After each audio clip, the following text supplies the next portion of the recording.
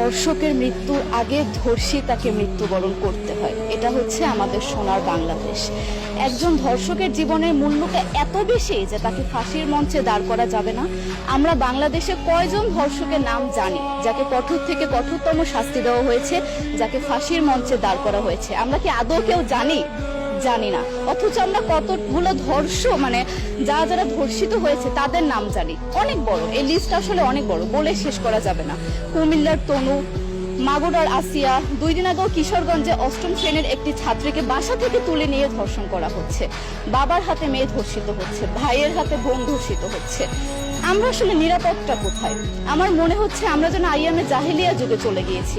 মাঝে মধ্যে মনে হয় এর থেকেও খারাপ সময় আছি আমরা, কারণ ওই যুগে মেয়েরা অ্যাটলিস্ট সম্মান নিয়ে মৃত্যুবরণ করতে পারত। জন্মের পরপর জ্যান্ত মাটিতে পুঁতে দেওয়া হতো, আর আমাদের ধর্ষণ করে নির্মমভাবে তারপর মৃত্যুবরণ করতে হচ্ছে। যদি সরকার আমাদের ওই নিরাপত্তা নাই দিতে পারে, তাহলে সরকারের কাছে আমাদের অনুরোধ, আমাদের জ্যান্ত মাটিতে পুঁতে দেখ। আমরা বেঁচে থাকতে চাই না, আমরা সম্মান নিয়ে মৃত্যুবরণ করতে চাই।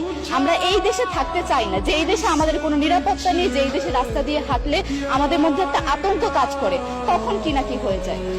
আইন উপদেষ্টা বললেন যে ধর্ষকের নাকি ফাঁসি দেওয়া সম্ভব হবে না, তাহলে নাকি নিরীহ মানুষকেও মাঝে মধ্যে ফাঁসির ব্যবস্থা করা, মিথ্যা মামলায় ফাঁসিয়ে দিয়ে ফাঁসির ব্যবস্থা করা হতে পারে।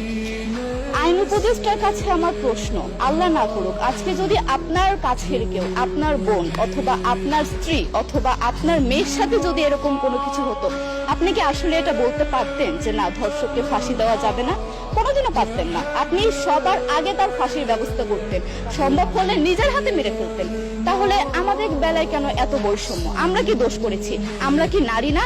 আমরাও তো কারো বোন, আমরাও তো কোনো বাবার সন্তান, আমাদেরও তো বেঁচে থাকার অধিকার আছে, তাই না? কিছু হলে মেয়েদের পোশাকের দোষ দেওয়া হয়। আমার কাছে প্রশ্ন, একটা 8 বছরের শিশুর মধ্যে এরকম কি থাকতে পারে যেটা একটা পুরুষকে অ্যাট্রাক্ট করবে, যেটা একটা পুরুষকে সিরিয়াস করবে? সেরকম হলে আসলে ধর্ষণ করা হতো সবসময় প্রাপ্তবয়স্ক মহিলাকে। কিন্তু আমরা আসলে পরিসংখ্যান গবেষণা করলে দেখতে পারি যে ধর্ষক সবচেয়ে বেশি করা হচ্ছে শিশুদেরকে, কিশোরীদের সবচেয়ে বেশি ধর্ষণ করা হচ্ছে।